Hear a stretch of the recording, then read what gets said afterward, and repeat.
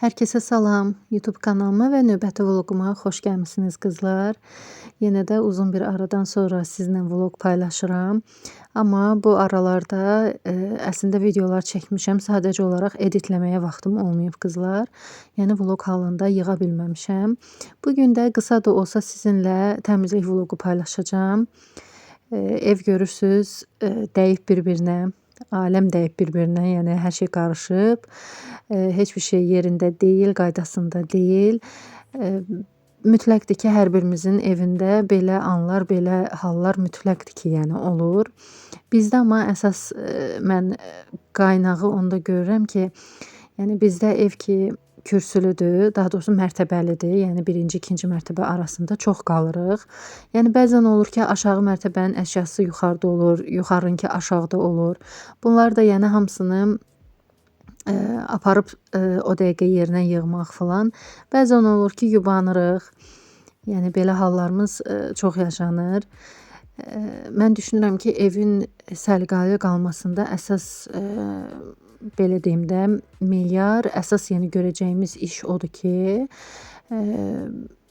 götürdüyümüzü istifadə eləyəndən sonra o dəqiqə yerinə qoyaq, yerinə yerləşdirək. Bu halda daimi olaraq səliqə səhmanı, təmizliyi qorumaq olur qızlar. Böyük ehtimal ki, yəni sizlər də eləyirsiniz.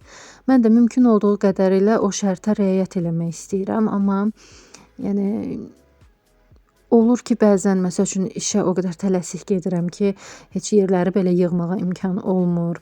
Götürdüyümü yerinə qaytarıb qoymağa imkan olmur. Uşaqların bir neçə dəst paltarı bəzən olur ki, bu şəkildə ortalıqda qalır qızlar. Yəni bunları hər vaxt rahatlamaq olmur. Məsəl üçün bundan öncəki günü təlimə getmişdim, təlimdə olmuşdum və bu çantanı özümlə götürmüşdüm. İçindən paqonların çıxmağına baxmayın qızlar, aşağıdan gətirəndə orada yoldaşımın paqonları vardı, elə içinə qoydum, elə qaldırdım yuxarı. Yəni bunların heç birini yerbəyer etməmişdim, çünki təlimdən yorğun qayıtdım. Ürəyimə də aş düşmüşdü. Gələn kimi qazana astım, aş bişirdim. Yeməyi də bişirəndən sonra həqiqətən səliqə səhman işlərinə baxa bilməmişdim. Yəni bu təmizliyi həftənin bazar günü eləmişəm. 6-cı gün isə təlimdə olmuşdum, dediyim kimi. Yəni bu şeylər hamısı ortalıqda qalmışdı. Bir-bir dedim, artıq tənbəlliyin daşını atım, yavaş-yavaş səliqə səhmanı yaradım.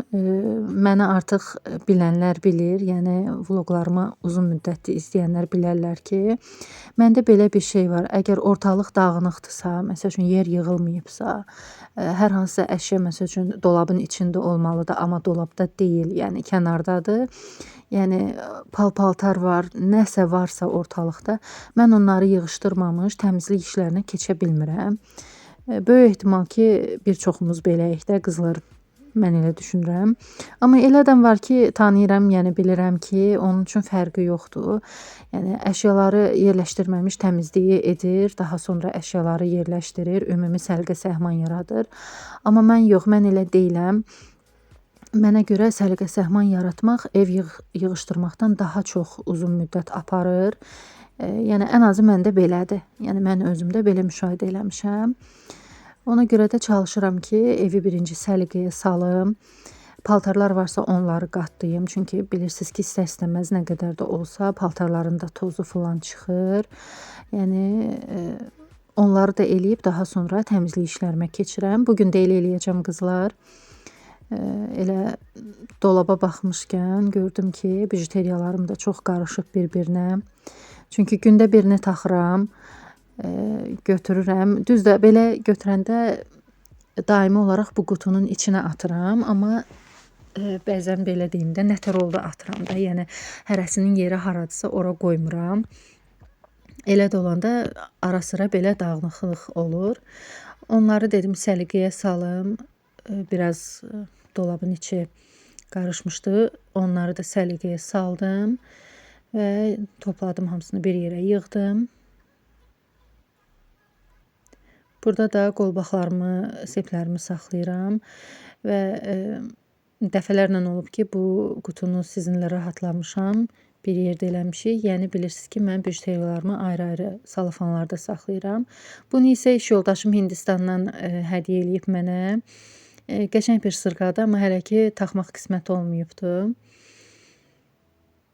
Bura biraz çox qarışmışdı. Elə əsas buranı yığışdırdım, səliqəyə saldım. Çünki daimi işlənən yerdir. Yəni hazırlaşdığım müddət oranı tez-tez açıb bağlayıram. Bu kitabdakı bir ilə yaxındır ki, bu güzgünün qarşısındadır. Yəqin ki, hər vloqda görürsüz, amma hələ ki oxuyub bitirə bilməmişəm. Çünki çox ağır kitabdır. Oxumaq olmur. Belə qızlar, ümumi bizim otaqda, uşaqların otağında səliqə səhmanı yaratdım. Uğurun hələ ki paltar dəsti qaldı orada, çünki rəqsə gedəcəkdi. Əsas məsələ keçdim dəhlizə. Yuxarı dəhliz hamısı qarışmışdı bir-birinə. Bu arada paltarlar var idi, yəqin ki vannada gördünüz. Onları da sərdim. Hava da yaxşı günəşli idi. Və paltarları da dolaba yerləşdiriləcəkləri yerləşdirdim. Bunlar isə qatlanacaqlardır və ütülənəcək paltarları da ayırmışam qızlar. Ümumi səliqəni yaradandan sonra bugün artıq baxdım ki, güzgülər silinməlidir. İlk iş olaraq güzgüləri sildim. Güzgüləri də elə silip salfetkası ilə silirəm qızlar, amma üzərindən Faberlikdən aldığım sırf şüşələr üçün, güzgülər üçün nəzərdə tutulmuş bu dəsmalla da siləcəm. Əslində bu dəsmalı yüngül nəm eləyib o şəkildə də istifadə edərək silmək olar. Yəni heç bir iz buraxmır, iz qoymur.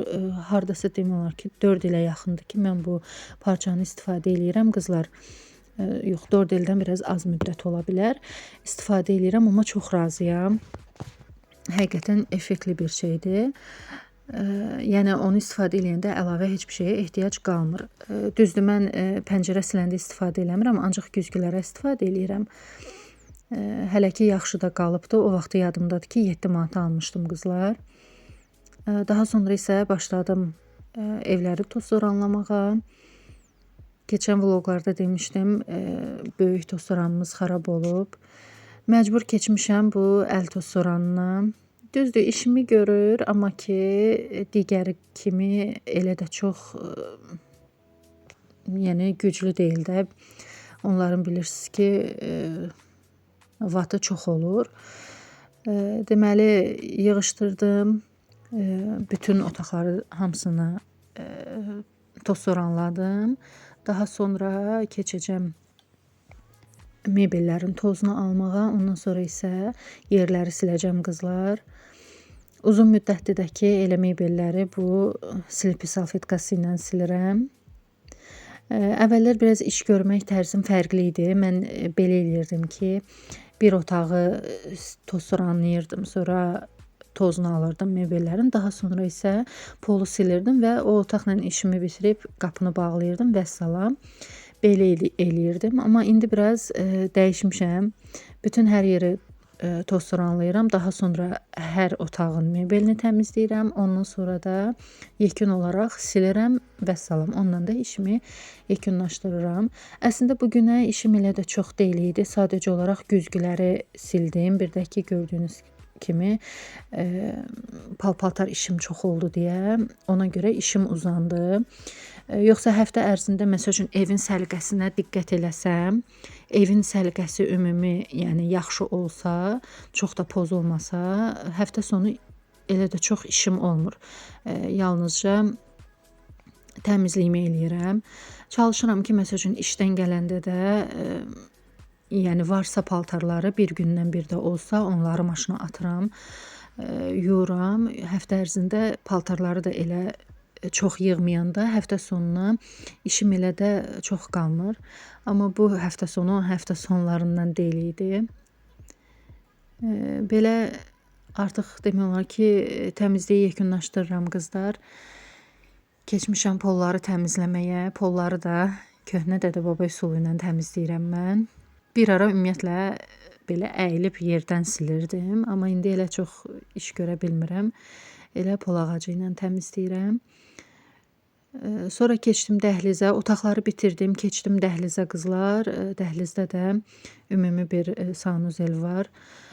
oranı təmizlədim. Mavi rəng tökdüyüm də qızlar hamam təmizləyici idi. Adətən Domestos istifadə eləyirəm mən. Ümumiyyətlə son dönəmlər açığı deyim ki, elə də kimyəvi, yəni təmizlik vasitələri çox almırıq. Əvvəl çox alırdım. Həqiqətən çox olurdu. Qatırdım bir-birinə, təmizləyirdim. Elə bilirdim ki, onda yaxşı olur. Amma indi Domestos olsun, adi bir yəni kafel təmizləmək üçün, mütləq təmizləmək üçün vasitə olsun, işimi görmüş olur. Bütün işlərimi yekunlaşdırdım. Daha sonra keçdim paltarları ütüləməyə. Bu silikonu da keçən səfər sizə göstərmişdim. Ütünün altına yapışdırdığım silikon. O qədər yaxşıdır. Uşaqlarım belə şəkilli paltarlarını çox rahatlıqla ütüləyirəm.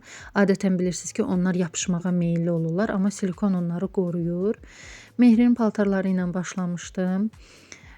Paltarları da ütülədim. Əslində sona qədər çatdırmadım qızlar. Bir qismi qaldı çünki çox idi və çox da yorğun idim.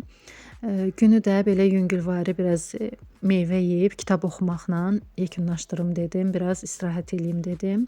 Çünki həqiqətən bugün çox iş görmüşdüm. Hal-hazırda Fərəh Pəhləvinin Xatirələr kitabını oxuyuram. Çox maraqlı kitabdır, xoşuma gəlir, bioqrafik kitabdır. Mən bu tərz kitabları sevirəm. Oxuyub yekunda da fikrimi bildirəcəm sizə.